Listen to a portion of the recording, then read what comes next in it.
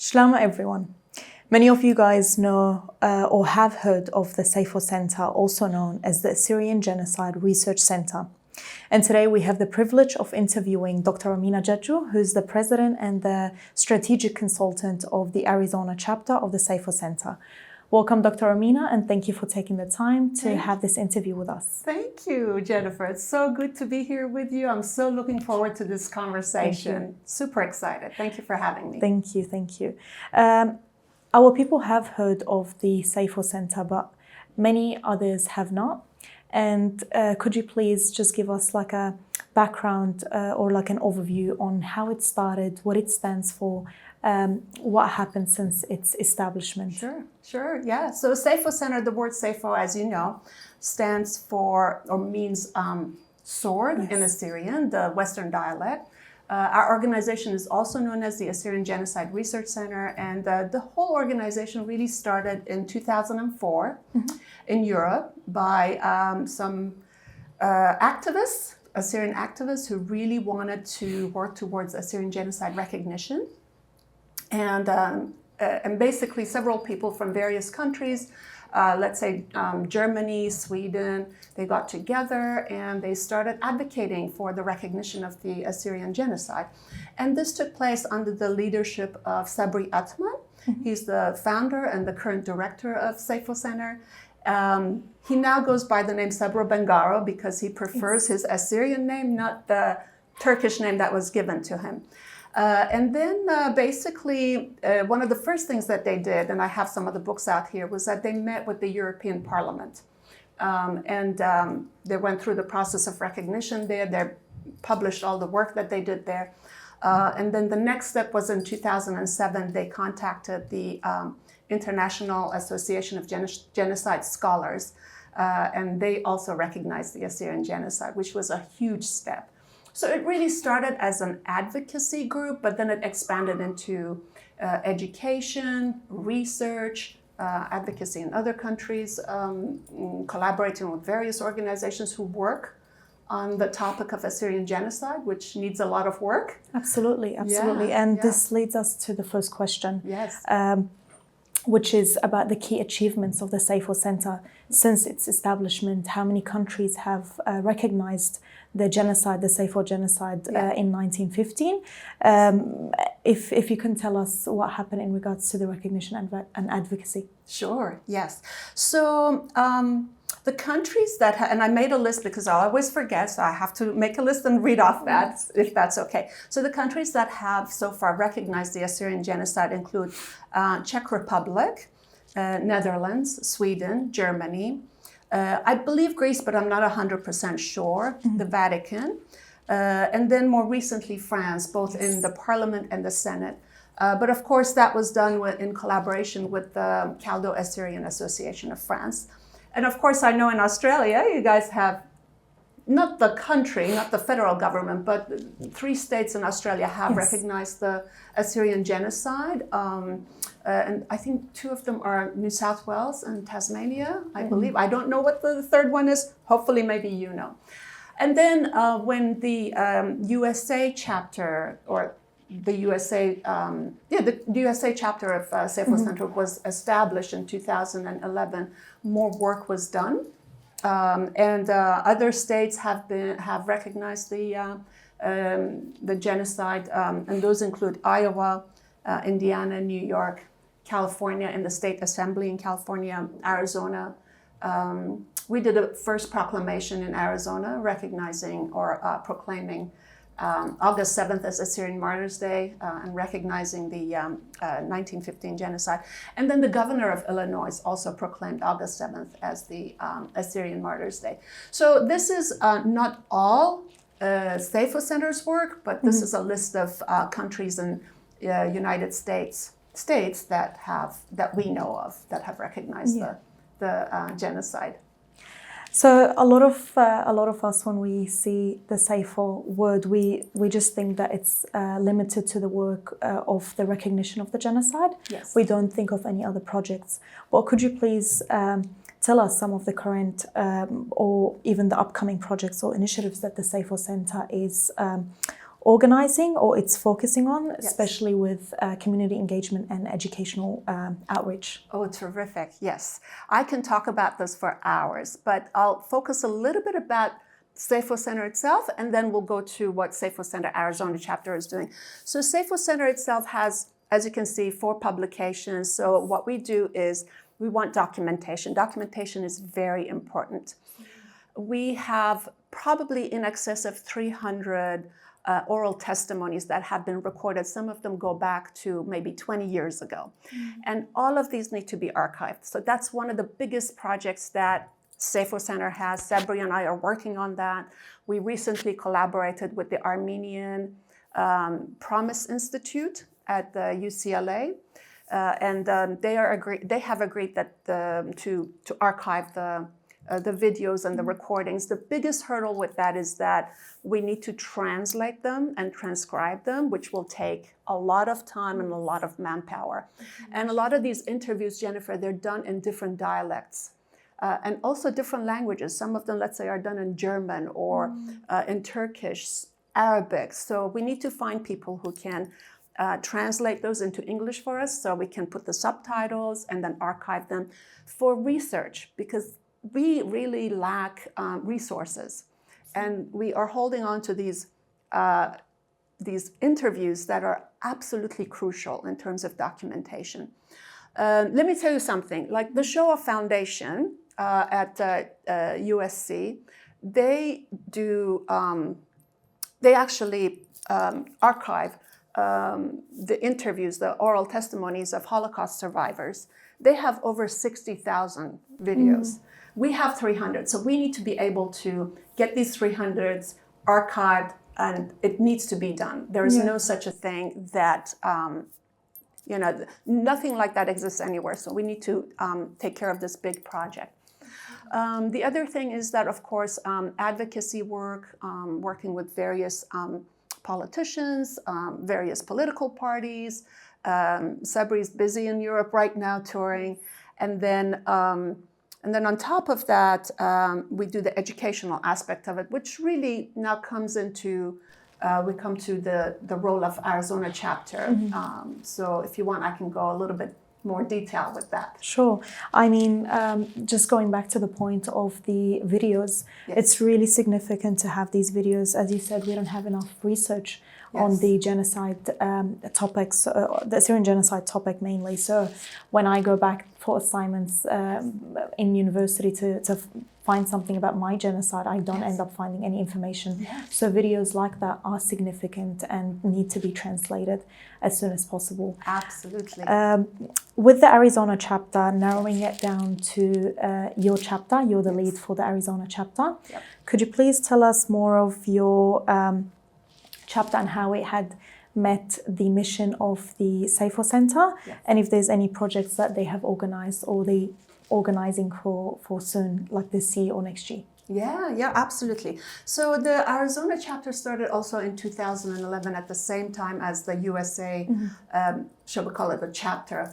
I joined the Arizona chapter in 2018. And one of the first things we did was we actually went around and interviewed and surveyed our community on whether they wanted a monument in Phoenix. So that's a long story. The people who were with SEYFO Center and other organizations in Phoenix, they really worked very hard on that. They had the Senate and the House of Representatives in Arizona pass a bill, but the Governor Ducey, vetoed it. So that's a huge project that we're still going to pursue at some point. But after that, we worked on the proclamation. That was in 2020, which we did the proclamation recognizing the genocide. And then we expanded into educational aspects. And one of the biggest accomplishments we have is that we actually have a big part at the Genocide Awareness Week. Right now it's at Arizona State University. That's the biggest, largest genocide and Holocaust symposium in North America. Thousands of people attend annually. And we're doing remarkably well in collaboration with various Assyrian organizations. We have we started the scholarship program in when was it? The first scholarship we gave out was in 2022 to a young lady by the name Mariam Ishaya. We give these scholarships to people who are studying political science or history with focus on genocide. Yes. Because we want our kids, our future generation, to become experts in this field. And Mariam was studying, was getting her, I believe, her master's in political science, if I'm not mistaken, I don't remember, but she was one of our first recipients. And she was from Arizona, but she was at the time going to Columbia University. And then the following year, Pierre Yunan, who was also studying political science, maybe you know him, and he also got the scholarship. This year, we still have to kind of announce it. We will proceed with it. Initially, we started it just for students who are in Arizona, but then we expanded it to the entire United States. And maybe someday, I'm just throwing it in there, maybe someday we can expand it, even though we're from Arizona, we're the Arizona chapter, maybe we can do it globally. We have to figure the nuances and the details of that as to how to do it. Because I hear that a lot of you guys are studying political science here, right? Yes. And it's actually a great push for these students because not a lot of us study politics or anything related to politics. So when one of us does that, they kind of need some encouragement. So such support is vital. You also mentioned with scholarships and educational outreach, I've heard of a high school curriculum that you guys are organizing. If you could just tell us a little bit about it. Sure. I know it's a very long project, but if you could just tell us a little bit about it. Yes, absolutely. So just to wrap up on that scholarship that we give out is about $2,000 US annually. And it doesn't need to be returned. It's yours to keep and put it to good use. The high school curriculum is a totally different project. It's massive. We've been working on it for 2 years. And basically, we're writing a curriculum so that our genocide can be taught in high schools in Arizona and other states throughout the states. And this process has taken several years. It has family stories, oral histories, videos, pictures, documents, a lot of resources that are attached to it. And it's still growing. We're still working on it. And hopefully we will submit it to various departments of education in various states. And if that gets approved, then hopefully we'll roll it out to high schools. So this is exciting. The other thing was I wanted to throw in there, because it kind of ties in with education, is the annual essay competition. Oh, okay. Yes. So we rolled that out in 2022 as well. And we thought, you know what, we need to encourage our kids to read and write about Assyrian genocide. As hard as it is, it's a very difficult topic, especially to discuss it with kids, right? But we did it. And in the first year, we had this young man by the name Enlil Yohanna, who won the first prize in the primary school category. And then we didn't have anybody apply for the middle school. And then in high school, Tiamat Lazar won the essay competition. That's amazing. The second year in 2023, we didn't have any applicants. But this year, we decided we'll do something totally different. And we went with a book essay report. So the essay is competition, but high school students from grades 9 to 12, they basically read the book and they answer questions about it, write an essay, and then the judges will go through that and decide who the winner is. And the deadline for that is August 15th, so it's coming up. This is, again, only in US, but hopefully maybe someday we can expand it and do it globally. And the prize is $700. The winner will take $700. Yes. That's amazing. I mean, we would love to have it here in Australia as well. Yes. Hopefully in the future. Yeah. Now, you have mentioned before to me a book of a year project. Yes. That project is something so important that the community needs to know of. Yes. And that shows how much work you guys do and the variety of different projects that you guys work on and plan every year. So if we could have more background on the Book of a Year project as well. Yeah. So a book a year was launched last year because we want to encourage people to write their stories. One of the hardest things for people to do, especially if they haven't published, is getting the funds. It's very expensive. So we decided that we are actually going to help with the funding, publishing, editing, whatever that's needed. We will help our authors to publish whatever book they want to publish, but it has to have something to do with Assyrian genocide, and not necessarily the genocide of 1915. They can write about the Semele massacre or ISIS invasion, which is, we're very interested in that, because there's very little about what happened after the ISIS invasion. And so far this year, we have 2 children's books that are in the making, 2 wonderful authors. One of them is a graphic design artist? Is that what they are? Yeah. Graphic designers? Yes. So they do the pictures and all that? She will do her own pictures, which is amazing. I've seen some of the That's amazing. Initial pictures that she's done. They're like watercolor paintings. And the other one is actually a lady who has already published 4 children's books. So she's an award-winning author, and this is the first book she's writing about the Assyrian genocide. And these are for kids ages 6 to 10, 9, 10. So we have to be very careful with the language. They're going to be in English, but ultimately we will translate the books into Assyrian as well. And hopefully maybe other languages as well. I mean, if people are out there who would like to help us with translation, we would love to hear from them. We need all the help we can get. So hopefully these 2 books are going to be published this year.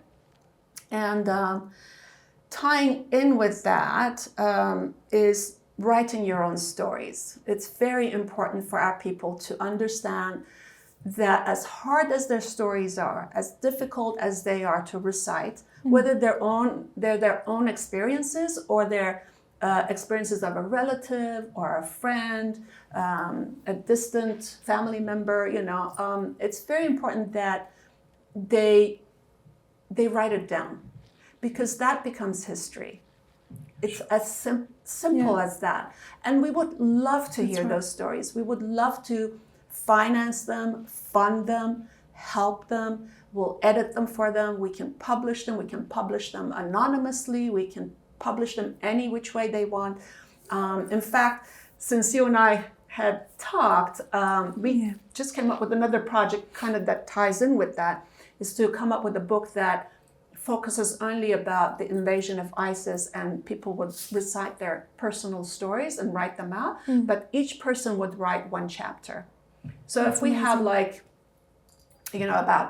let's say 5, 6 chapters, and if each chapter is about 10, 20 pages long, that's a good sized book, and it becomes an excellent resource for research for academics. We really need that, and I hope whoever was watching this show can help us with it. That's a great idea, and honestly, the ISIS invasion back in 2015 in Syria was a very big event that took place in the Khabur regions. A lot of our Assyrians don't like to talk about it. It's unfortunate. I try and always document whenever any visitors, because I'm originally from Syria, as you know, and we get a lot of visitors over, and they just say 1 story or 2 stories, and it's just devastating to hear these stories. So having them documented is definitely something that should be happening. And Jennifer, this is very interesting, especially if somebody's studying, like for instance, they're doing their PhD thesis. My God, that would be an amazing opportunity, because this is so unique. And a lot of the non-Assyrian academics don't know the details, they don't know the story. Some of them don't even know who Assyrians are, or if they do, they don't know that we still exist. So, it's important, and it's fascinating field to explore, and I highly, highly, highly encourage students that are in colleges, universities, community colleges, if they need to do a thesis or whatever, a dissertation, to reach out to us, and we will help them out. In fact, I did actually meet a PhD student from New Zealand who reached out to us, and she would like to, work with us on one of the projects. So, wow. Yeah. I mean, that takes us to the volunteerism. How do you encourage more youth specifically to volunteer within your space, the space of the SEYFO Center, or I should say the Assyrian Genocide Research Center, because now it's focusing on the different genocides that our forefathers have been through. So how do you encourage more youth to be in that space? So I would highly encourage them. It's a very niche field. It's not for everyone, because I understand our kids, our young generation, they have so many volunteer opportunities that they can choose from. So many opportunities from churches, organizations, political parties, you name it, humanitarian organizations, nonprofit organizations, fundraising for our people back home. So this is very niche. So I would say that yes, please do come, please do help us, but be sure this is a topic that you're really interested in, because it's tough. It's very tough. So the way that we're structuring the organization right now, we're volunteers only, but now we're branching into creating some paid positions, especially when it comes to things like marketing, social media, content creation. These are the things that, me and Sabri, we're a little old, so we're not very good at that. So we want to move forward and move to the 21st century with the rest of you guys. And so, yes, so please reach out to us. We want to help in that regards, but it still will remain primarily, volunteer work. But there's so much blessing in volunteer work as well. Absolutely. Absolutely. And volunteerism is so important, especially in a stateless nation like Assyrians. If each one, I find each person has a duty to work. So whether it's working with the SEYFO Center or, as you said, other organizations or church groups, it's really important to work towards helping your community and doing something for them. With everything that you have mentioned, you have made me think of the challenges that you guys face. So what are the challenges that the SEYFO Center faces, and how do you guys plan to address them in future moving forward? Sure, yeah. So one of the biggest challenges is funding, raising funds. So, and usually funding comes through donations. So we do have a donate button on our website, which is SEYFOCenter.com. Yes. So anybody who's interested to make a donation, we would very much appreciate that, so we can fund all these programs that we have. And as the audience can see, the funding goes back to the community. Yes. So it's important that we find ways to raise funds and perhaps get grants, hopefully. Grant writing is something that we need to do. It's very challenging, it's time consuming, it's expensive by itself. So if we want to hire somebody who's a grant writer, their fees are very high. Yes. So those are some of the challenges, but hopefully as people hear this program, they can reach out to us and then help us out. The other difficulty is, of course, advocacy work, working with the politicians, with legislature. Every state, every country have their own dynamics. Yes. And in fact, recently we published a survey. Yes. That we did, and you and I collaborated on that together. As you can see, there are different languages, verbiages that go into those documents, the proclamations or the resolutions. So that's very challenging, and that's why I would encourage people to really, if they're going to go into advocacy work or work with politicians, to really stick with it. It's very time consuming, and the result always isn't exactly how you want it, but anything is better than nothing, and that's why we've been able to do what we've done so far. Other challenges, manpower. we need more people. We need more research. We as a community, we don't research ourselves as much as we should. Yes. Right? We don't do our own statistics. So So the more research we do, the better we will know ourselves, and the better we know ourselves, the better we can tell other people and educate non-Assyrians about ourselves. So that's very challenging. And I'd like to see your generation, change that and turn that around. Yeah, no, absolutely. Education is key to everything, and without education, you can't actually say anything about your history, because you need to be educated about your history in order for you to say you're Assyrian, and you have to speak the language as well. So it's really important, and I hope more people are able to be inspired by this interview and to reach out to you guys through the email provided on your website to volunteer and help you guys out with all these gaps that you guys need help with in the center. Thank you so much, Dr. Ramina, for taking the time to have this interview with us today. It was very insightful, and I'm sure there's many other projects that you guys are working on, and we look forward to having more interviews to know more about the work of the SEYFO Center, as it's not only limited to the recognition of the genocide, but it's also surrounding other projects and other initiatives. Thank you so much for your dedication and your hard work. We truly appreciate it as a nation. Having you and Rabi Sabri is truly a blessing to the nation, because the recognition of the genocide is something so important, and our forefathers would be really proud. Oh, thank you. Those are very kind words. Thank you so much for this opportunity. I absolutely enjoyed my time. Thank you to also, I should say, to Assyrian Australian Association for providing the space, and the crew. It's George been amazing. from Venice Films as well. Yes. And I would look forward to coming back and updating you every so often. This is really exciting. Thank you for the opportunity. Thank you, Dr. Ramina, and thank you to all our audience.